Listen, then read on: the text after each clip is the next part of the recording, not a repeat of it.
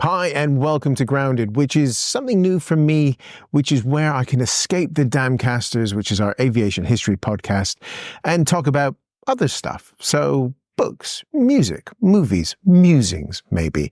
That sounds pretentious, but we're just going to see what happens here. A little bit more free form, because the aviation history thing is a lot of work, and it means it's difficult to spend time doing other things other than prepping and getting ready for quite in-depth conversations about the history of aviation. But there's more to life than planes, believe it or not. And I was originally going to kick this off with a sort of ode to Robert Harris and his books and his new one, Precipice, which we will do. But we need to talk about Nick Cave, because Wild God has arrived, and it's Nick Cave is. It feels like he's been a part of my life for someone I've never met, and hasn't really been an artist around where I felt that connection since, say, Chris Cornell of Soundgarden and Audio Slave and his own things, and there's weird moments in life when music and an artist or a band or someone just gigging on the street hits you and it just chimes. And for donkey's years, I've been listening to Nick Cave and the Bad Seeds, Grinder Man, the solo stuff, the Carnage things with Warren Ellis. And at different times, it does different things. It's like, you think back to the early Bad Seeds things like, Nostrama, Murder Ballads. I've got them all here. Boatsman Call, very much of a time. And I'm recording this on the day that chaos is happening with people trying to get Oasis tickets. And, it's weird. I remember the 90s, being a teenager then, and the Blur versus Oasis thing. But at the same time, you had Rage Against the Machine, Soundgarden, Pearl Jam, all these great bands I was listening to, and Annual Notice for the Trail of Dead, all these guys coming up that was just not that Brit poppy sort of thing. And I remember Oasis fans being dicks, basically. I remember seeing The Verve on their last tour, and they opened for Oasis and basically got shouted off the stage. It was weird times.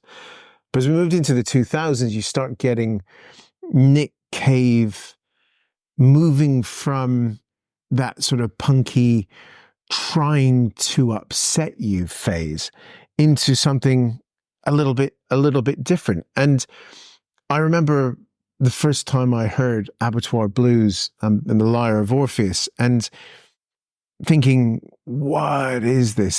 This is really different. And it's this weird dichotomy between the two albums. The first one, Abattoir Blues, which you would think would be sort of all crashy and classic Nick Cave. It's really more The Lyre of Orpheus, which is like that. But it builds to Let the Bells Toll, which is his song for Johnny Cash, who he collaborated with, and Johnny Cash covered the Mercy Seat on one of the American albums. And I remember the first time listening to it, it just pulled me up short, this ode to greatness, this loss of a hero. And I suppose my formative hero loss moment was when Ayrton Senna was killed, and watching it live on telly, 1st of May, 1994 at Imola. But then life goes on, and big life changes sort of happened for me. And, it was 2008. I was starting a new job. I was spending about a month out in Stockholm with the new gig. And, Dig Lazarus Dig came out, which was the big farewell album from the Bad Seeds as they were going to break up for a bit.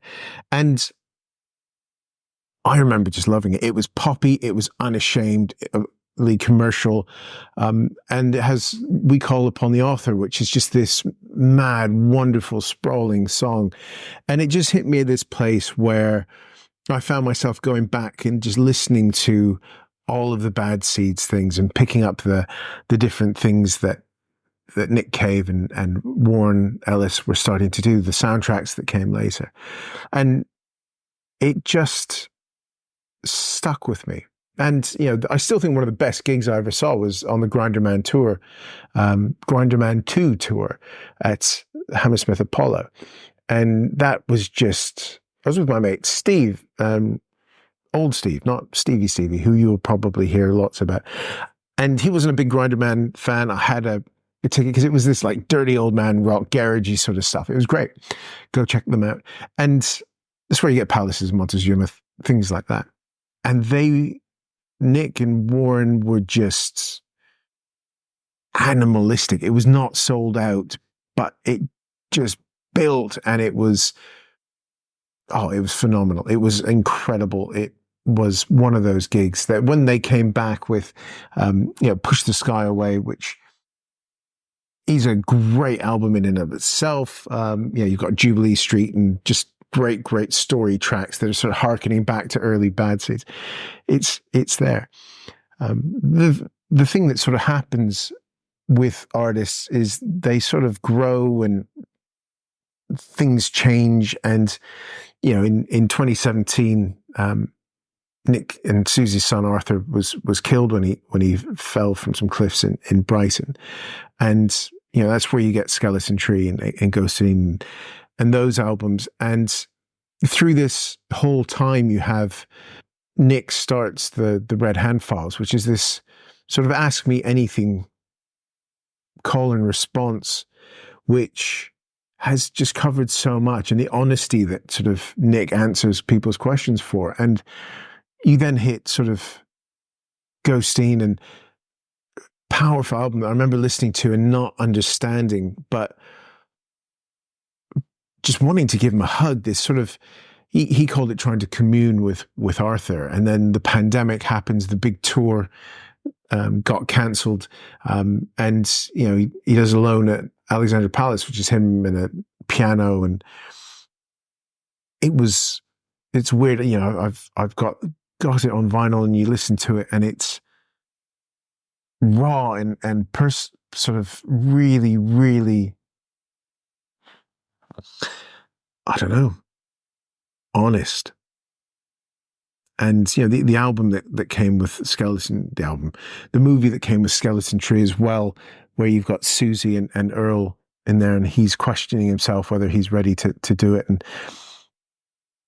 it's quite something. But through that time, you feel that you're sharing, or you are being let into grief, which is not something I ever really understood until in 2001, so 3 and a bit years ago now.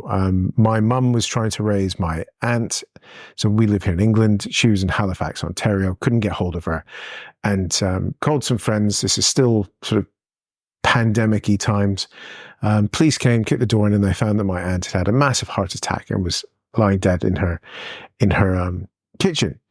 My mum didn't react well to that, and having had years of heart problems, it was too much for her. And my mum died with the news shortly after.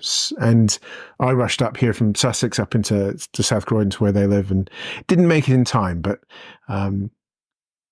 saw the incredible work of the emergency teams from the NHS, who were not giving up on my mum, which I'll be forever thankful for. But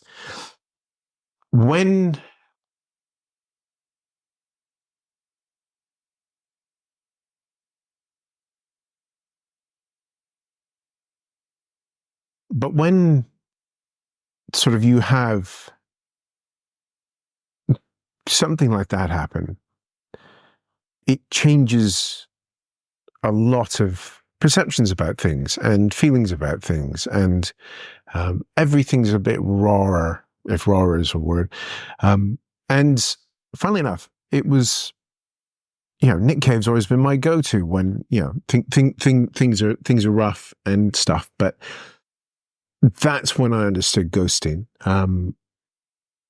And it's an album that since then I've not really been able to listen to. It's not something I can listen to because I get it. he says it was him trying to commune with Arthur and have him back on that journey with him. And this wasn't supposed to happen, but you can't. And I went back, listened to it this week and again earlier, waiting for this to arrive. And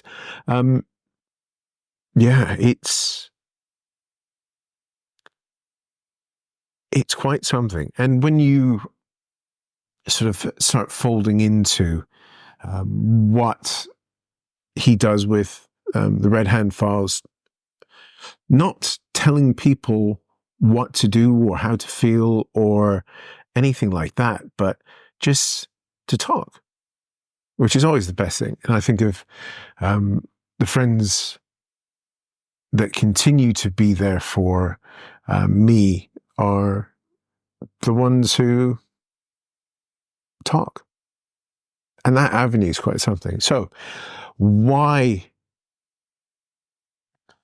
does this matter, and why does sort of the Nick Cave thing come along? And you don't understand anyone else's grief. That's what I've come to learn. And going back and listening to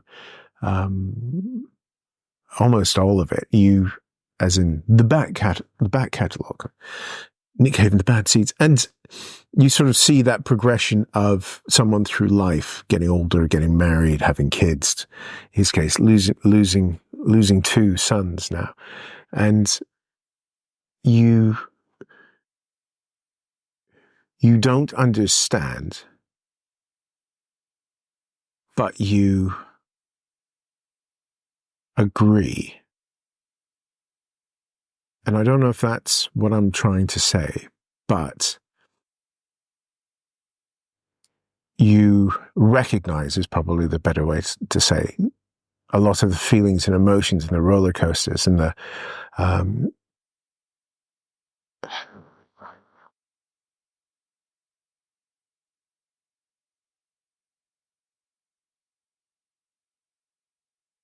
the way it sneaks up on you. Like now, I've been running through this all afternoon trying to get my head and thoughts right for it. It was fine. And you start staring at a camera and it all starts getting a bit strange. But you recognize a kindred, and and that's the power of music, and that's the power of family and friends who you go through. And there are incredibly empathetic people who have been fortunate enough never to lose a close one in death. And I think for whatever your journey in life is, whatever your belief system is, I'm religious. I have my beliefs, and one of Jehovah's Witnesses. I'm sure there's other Jehovah's Witnesses out there that think doing a video about Nick Cave is probably a terrible thing. That's why I'm doing it. But you see those connections, and I can remember talking to my cousin after my aunt passed. Again, tragic circumstances. She died of the flu. Who would have thought in 2014 you could die of the flu?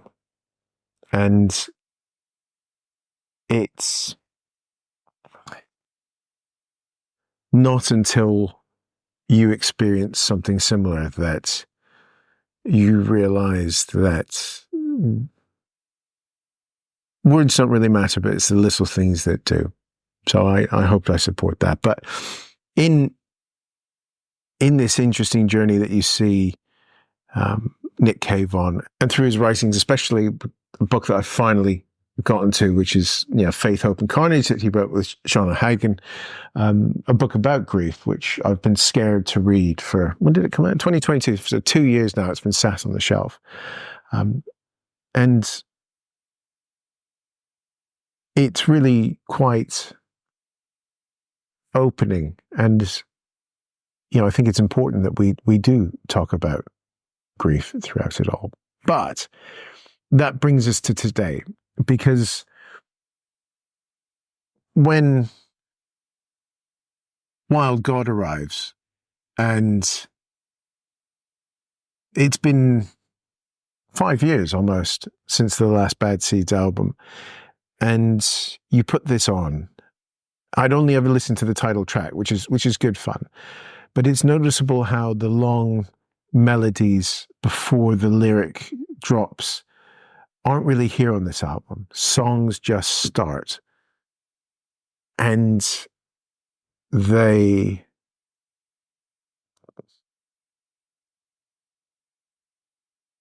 sweep you up straight away, and there's no hanging around, which again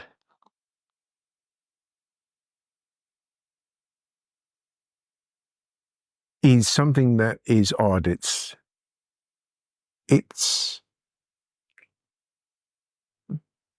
those moments when someone just gives you a hug, and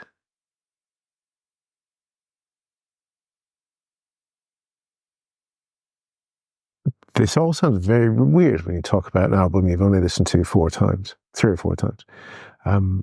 But that's kind of what happens here, because you just get utterly swept up in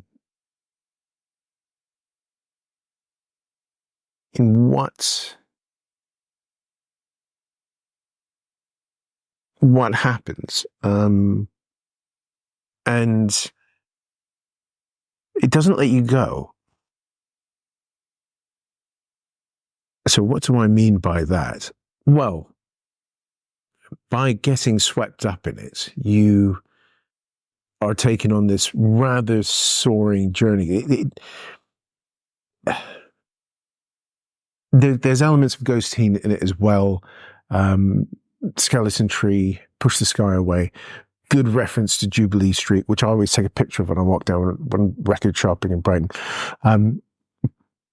But especially through the first side, it sort of grabs you and doesn't let you go, not in a way other than melodically.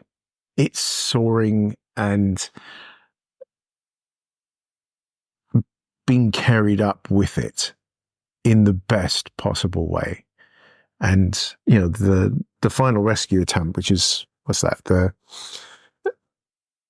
track 5, if you're looking at it on there, it comes after Joy, which is this big, long, beautiful 6-minute track. But Final Rescue Attempt's the one that got me. It just sort of, it's that part of the hug when you're not let go of.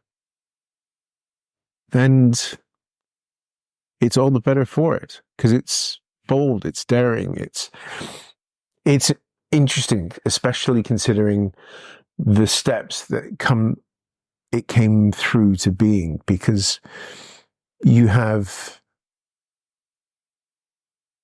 Nick reaching a different stage of grief with his family. You have Warren as well, who he starts reaching over here. Da-da-da. You know, you've got the stuff they did with Carnage the other year, and then Warren reforming with the Dirty Three for Love Changes Everything, which is just wonderful in its own right, in a very different melodic way. But you know, you get Wild God at a time where everything seems mad and angry, and music is in an odd place. Lots of interesting things out there. But when there's someone, a group that you've been, I wouldn't say growing with, but through with a lot with, and they drop something like this, it's the hug you need. And you know, the last few tracks, you know, Log Dark Night, Oh Wow Wow, and As the Waters Cover the Sea, is slowly letting you back. and it's just wonderful. It's critically acclaimed and all that crap, but personally, for me, for whom writing um, writing a note to the Red Hand Files has always been beyond me. I can sit here and do this because rambling is what I do best. And it's weird thinking of, the grief that I have, the breakdown I had because of it, the therapy and counseling I still go to try to deal with it. It's a guy that my mum really didn't like, and not in a bad way. It's just, what wasn't her thing. She was a Willie Nelson fan. And for years, I was haunted by the experience where I took her to HMV after I bought her first MP3 player, and she wanted to get music and rip it. And it was great. And she had one of these beds. My mum and dad had one of those sort of like fancy hospital beds that had like a vibrating massage function and things like that. And she announced to a very busy HMV as she was piling up her Willie Nelson collection that she was looking forward to nothing more than going to bed, having a little Willie and a vibrate. And this is the woman who thought Nick Cave was a bit naughty. So, it's there, but music is important. The bands, so there's that great line in High Fidelity, which is, what really matters is what you like, not what you are like. Books, records, films, these things matter. Call me shallow, but it's the effing truth. And yeah, Hornby was right, because at the end of the day, you make connections with artists that stay with you. And, going back to the Oasis thing, we're in a cash grabbing thing where things are reforming and you're being charged a fortune to see things. Unless, like me, you're a Pearl Jam fan, and every time you have tickets for it, Eddie Vedder gets ill. But there will be something, and this is why I totally understand my daughter's devotion for someone like Taylor Swift, which gets a lot of stick, but it chimes with her. And for me, there's moments that chime with a lot of the things that Nick Cave has sung or has written, and I thank him for it. And never criticize someone for their devotion to an artist, because we don't know what's behind it. Could just be, catchy tunes. If that's the case, great. But we don't know. And for me, getting now into my mid-40s, and having listened to this music for far longer than is probably healthy, there's a cathartic moment when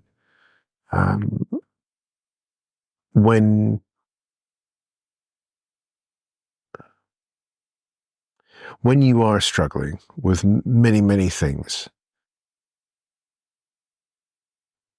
and something like that arrives that just wraps you up in its arms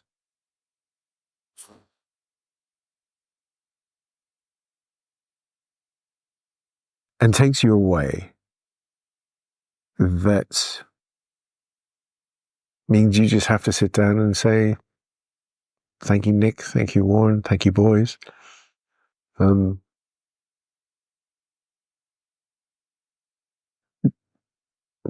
Because right now, at this moment in time,